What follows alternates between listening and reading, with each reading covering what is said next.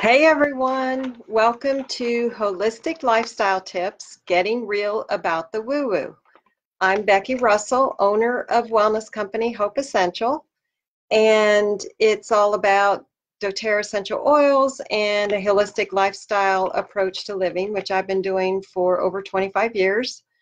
And the purpose of this series is to hopefully open your mind to a different approach to wellness, and that's from the inside out and treating the entire body, mind, body, and soul. And last week we talked about the importance of finding your tribe to have your emotional wellness, and I hope you enjoyed that with seeing my tribe, my doTERRA sisters, and we had a blast. And this week I want to talk about your spiritual wellness and how nature can help that grow. And I don't know if you've really made that connection before about how healing nature can be. And I just want to sort of explore that tonight. So just like with a three-legged stool, if one of those legs is uneven, it's and not as strong, then the entire stool is compromised and can't hold that weight. And your body is similar. If you are not physically, emotionally, and spiritually well, you're not completely well. So we need to try to get well in all areas. So spiritual wellness is maybe something you don't think about much. Of course, that can be through a religious avenue, but that's not what we're talking about tonight. We're going to talk about nature. And I can think of two experiences right off the bat for me that seemed like almost religious experiences that had to do with nature. It just affected me so strongly. And the first one that I remember is I was a travel agent, and another coworker and I were in Big Sky, Montana, and it was spring skiing time. And the place was almost deserted. And so when we got up to the top of the run, we were the first people to go down that mountain that day.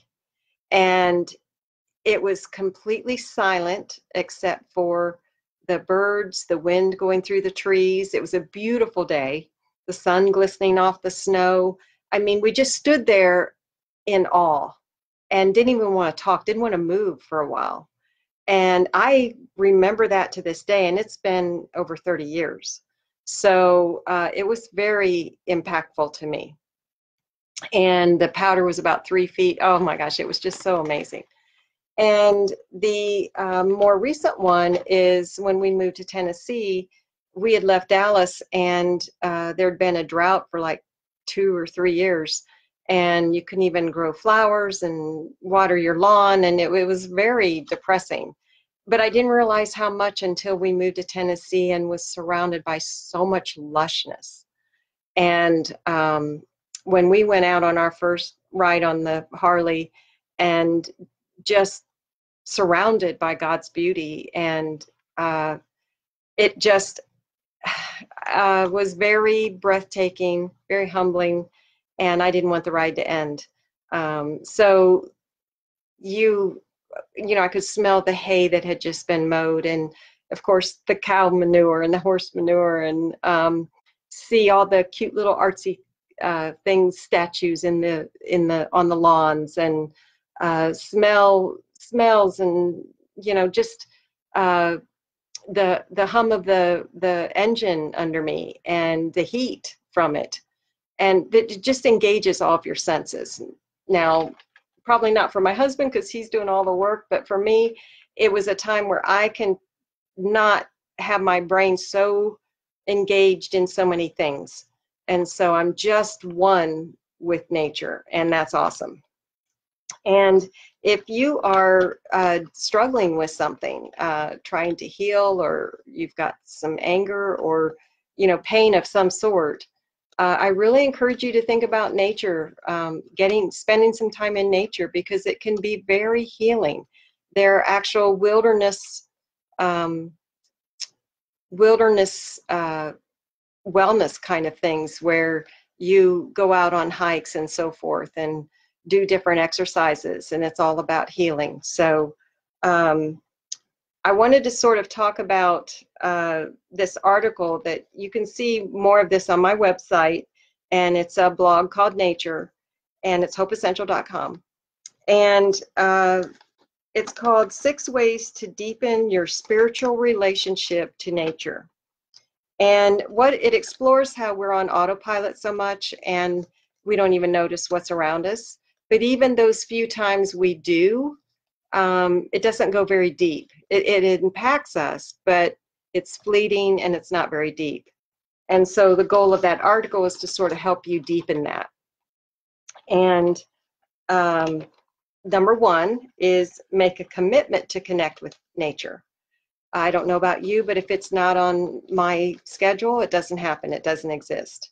So you need to make that an actual priority, schedule it just like you would an appointment, a doctor's appointment, whatever. And the other thing, number 2, create time alone in nature. If someone is with you, you tend to be distracted. If it's an adult, there's conversation. If you're with your child, of course you want them to know nature as well, but try to find time alone so that you can truly be immersed in it.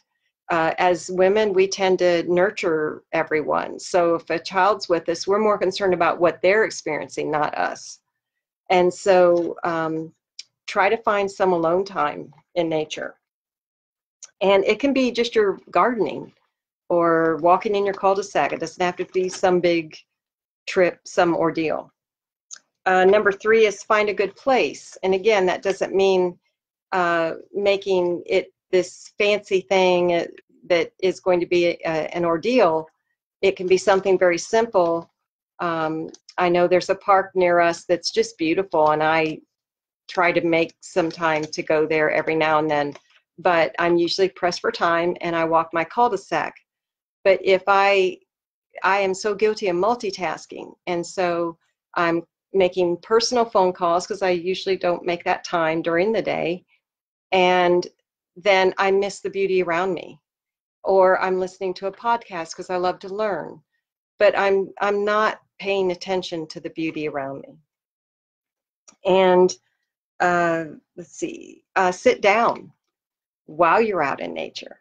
Again, that's hard for me because I'm very goal oriented and I'm a multitasker, and it's a habit I'm trying to break. But I just think I'll squeeze, multitasking is, a way to make the best use of my time, but that's not, I'm finding from research and so forth, that's just not true. And so sitting down, being still, that is so hard for me. It's like torture because my brain just is wanting to go. But it's really what we need. We need to unplug. We need to just be at one with nature. And not that you can't have a spiritual experience hiking or walking, but just it's a little more intentional when you're still and you can focus more. And they do have a tip where they say to dress in layers because the longer you sit, the more your body temperature drops. So that's a good point. Relax and observe. And that's another play on you have to sit. Use your 5 senses.